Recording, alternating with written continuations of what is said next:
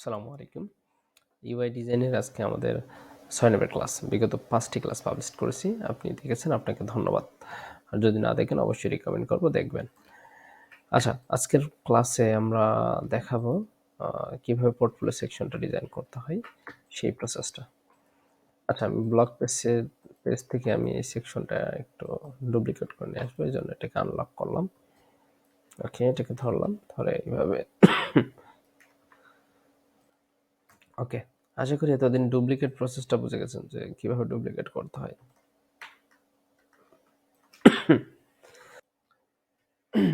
Sorry, প্রচণ্ড ঠান্ডা আর কাশি, এই জন্য মাঝে মাঝে একটু কষ্ট হচ্ছে কথা বলতে। আচ্ছা, আমরা কি বলি, এটা গ্রিডটাকে অ্যানেবল করে নিলাম যাতে আমাদের কন্টেন্টটাকে একটু সুন্দরভাবে রাইট জায়গায় প্লেস করতে পারি। এই পেজটার নাম আমাদের কি, পোর্টফোলিও দিয়ে দিলাম। এইখানে এটাকে পোর্টফোলিও বলে দিয়ে দিলাম। ওকে, আচ্ছা, এবার কি করব আমরা, পোর্টফোলিও ভিতরে কি কি রাখতে হয়। পোর্টফোলিওর ভিতরে মূলত ওই প্রতিষ্ঠানের অ্যাক্টিভিটিসগুলো থাকে, এক্স্যাক্টলি তাদের কাজের রেকর্ডটা থাকে, যে তারা কি কি কাজ করেছে, এটাকে হাইলাইটস করে। পোর্টফোলিও সেকশনটাতে মূলত এটাই বোঝায় যে প্রিভিয়াস, ওই যে আমরা বলি না যে web developer portfolio is very very important, কারণ আমাদের প্রিভিয়াস কাজগুলো ওখানে প্রেজেন্ট করে রাখি। যেমন আমার ওয়েবসাইটে ঢুকলে রুবেল হোসেন 99 আপনারা ওখানে দেখতে পান যে পোর্টফোলিও সাইটটা এই বিভিন্ন প্রকার কাজের একটা হিস্টোরি ওখানে কিন্তু দেওয়া থাকে, তাই না? বিষয়টা এরকম। ওকে, তাহলে এবার যে কাজটা করব সেটা হচ্ছে যে এখানে প্রথমে কি দেওয়া যায়।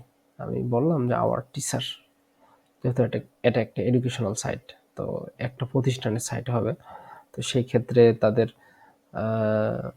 টিচারদের কিছু একটা রাখা যায়,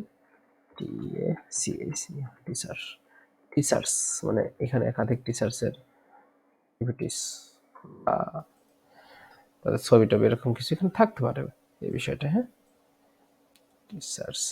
আচ্ছা, ওকে, আমরা এইভাবে এটাকে সেন্টারে, আচ্ছা সেন্টারে রাখার চেষ্টা করি আমি। Centre, sorry for that. Okay, যাই হোক, বোল্ড করে দিই, এটাকে একটু বোল্ড করলাম। বোল্ড করার পর এখানে শিক্ষকদের একটা এইভাবে শিক্ষকের নাম এটাকে রাউন্ড আকারে দিই। হ্যাঁ,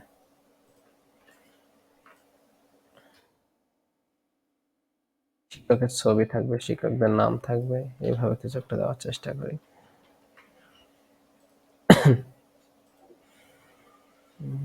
নাম দিই, কি দিব,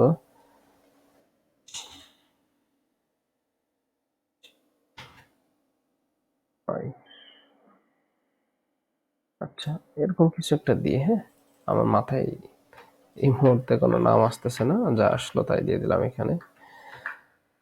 ডেজিগনেশন এগুলা আমরা দিতে পারি, এই বিষয়টা একটু ক্রিয়েটিভ হয়। তো আমি একটা কমপ্লিট করে সবগুলো ডুপ্লিকেট করে দিয়ে দেবো। আচ্ছা, এটাকে এখানে কি বলে, যে সহকারী শিক্ষককে কি বলা হয়। আচ্ছা, এখানে একটা ডেজিগনেশন দিয়ে দিই, সহকারী শিক্ষক, এখন একটা কিছু ডেজিগনেশন দিয়ে দিলাম। এখানে এটা দিয়ে দিলাম, এটাকে একটু কমিয়ে দিলাম।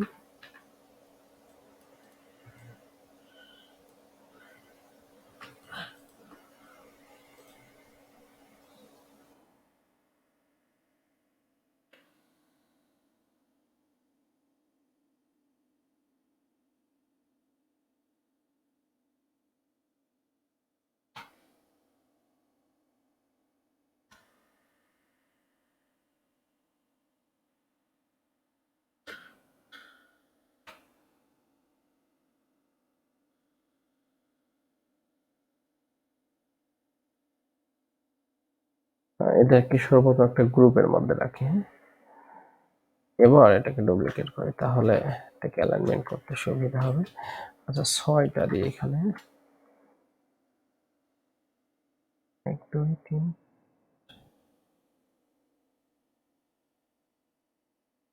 আচ্ছা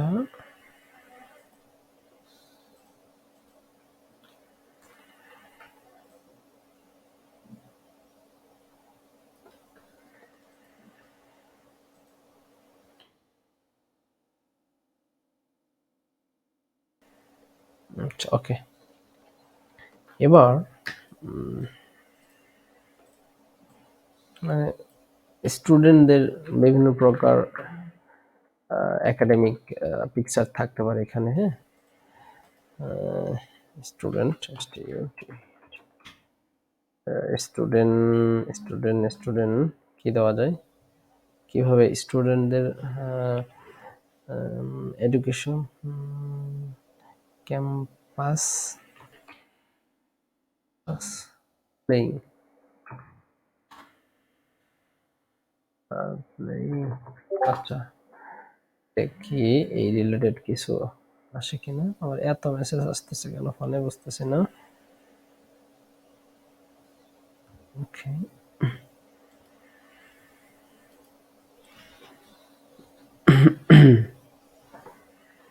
এই যে কিছু এখান থেকে কিছু পিকচার কালেক্ট করার চেষ্টা করি যে তারা এন্টারটেনমেন্ট করে, তাদের ওখানে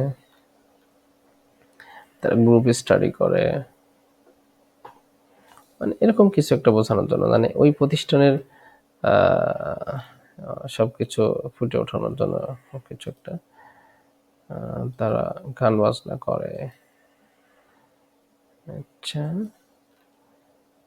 তারা এই যে এখানে খেলাধুলা করে, এইগুলা বলে দিই, হ্যাঁ?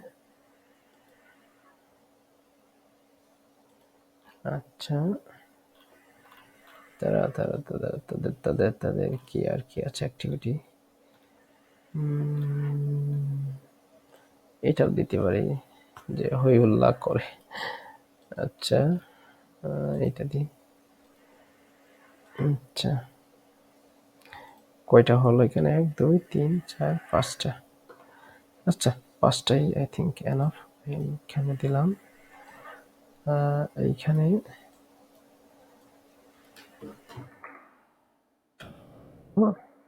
যাতে সবগুলো ধরে এটাকে দিলাম।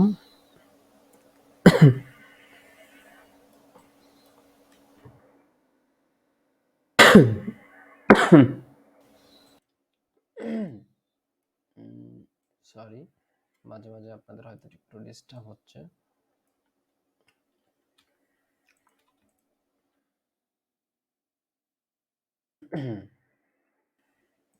আচ্ছা এটা দিলাম ভাবে।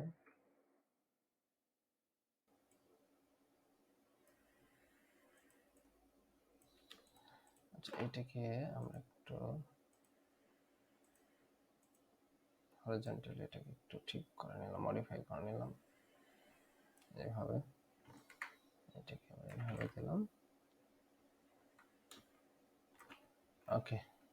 এই যে তাহলে আমাদের মোটামুটি পোর্টফোলিও সেকশনটাও ডিজাইন আলহামদুলিল্লাহ কমপ্লিট। এবং পরবর্তীতে আমরা পরবর্তী ক্লাসে আমরা আচ্ছা রেসপন্সিভের বিষয়টা আপনাদেরকে একটু বলে দিই।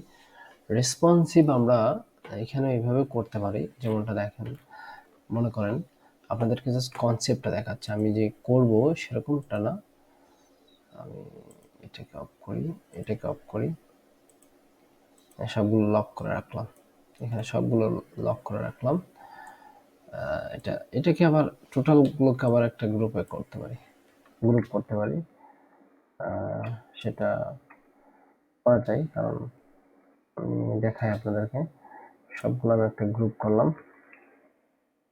হোম পেজ, সরি আমাদের ওয়েবসাইটের নামে, ওয়েবসাইটের নামটা কি দিয়েছিলাম ভুলে গেছি, কি দিয়েছিলাম জানো, এডুটন। আচ্ছা এডুটন,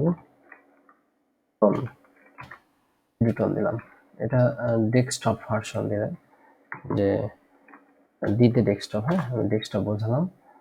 আর আমি এবার চাচ্ছি যে মোবাইল ভার্সনে, এখানে এটাকে লক করে রাখি, মোবাইল ভার্সনে আই মিন আমাদের এইখানে ক্লিক করলে আমাদের সাইডে চলে আসতে চাই, দেখেন এখানে ম্যাকবুক কেমন হবে, হ্যাঁ ট্যাবলেটে কেমন হবে, ওয়াইড ফ্রেম ছোটোখাটো হচ্ছে, টিভিতে কেমন দেখাবে, সব ভার্সন আছে, যে ট্যাবলেটে কেমন হবে।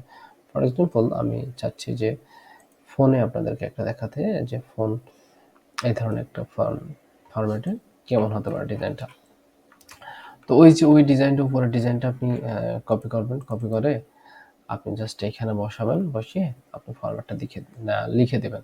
এটা হচ্ছে যখন ক্লায়েন্টের কাজ করবেন, যে তখন যে ওই উপরের সেম ডিজাইনটাকে আপনি কপি করে এই মোবাইল ডিভাইসের ভিতরে এখানে ছেড়ে দেবেন, অথবা উপরেরটা ডুপ্লিকেট করে রিসাইজও করে নিতে পারেন। তো এইখানে এবার আপনার ফুটার হেডার কিভাবে ইউআই ফোন ইউআইতে ডিসপ্লে হবে সেটা আপনি এখানে এক্সপেরিমেন্ট করতে পারেন। তো আমরা এটা কেন করতেছি না, আমি কেন দেখাবো না, সেটা হচ্ছে যে আমার ওই আমরা ইয়ে করবো, কি বলে, যখন কোডিং করব তখন কিন্তু আমরা এটা একবারে সবকিছু দেখিয়ে দেবো, মানে রেসপন্সিভ করে। এখন আর এক্সট্রা করে আমরা রেসপন্সিভ ডিজাইনটা করতেছি না। যদি আপনাদের ক্লায়েন্ট রিকমেন্ড করে তাহলে অবশ্যই ওইটা করতে হবে। তো বন্ধুরা, তাহলে অনেক অনেক অনেক ধন্যবাদ এই 5-6টা ভিডিও দেখার জন্য। আমরা আগামী পর্বে আমরা এগুলোকে কোডিংয়ে কনভার্ট করা শুরু করে দেবো ইনশাল্লাহ। তো প্রথম দিনে আমরা ভ্যানিলা সিএসএস দিয়ে শুরু করব, মানে একদম রো র সিএসএস এইচটিএমএল দিয়ে, কোনো ধরনের ফ্রেমওয়ার্ক আমরা ব্যবহার করব না। তারপর আমরা বুটস্ট্র্যাপ ফ্রেমওয়ার্ক ব্যবহার করব, তারপর আমরা টেলউইন্ড ব্যবহার করব। এগুলো হয়ে গেলে এবার সাইড ডেভেলপমেন্টে চলে যাবো, সেটা হচ্ছে রিয়াক্ট দিয়ে করবো, রিয়াক্ট দিয়ে করা হয়ে গেলে তারপর ওয়ার্ডপ্রেসে চলে যাবো। That's it from me. Okay, Allah হাফেজ, আসসালামু আলাইকুম ওয়া রাহমাতুল্লাহি ওয়া বারাকাতুহু।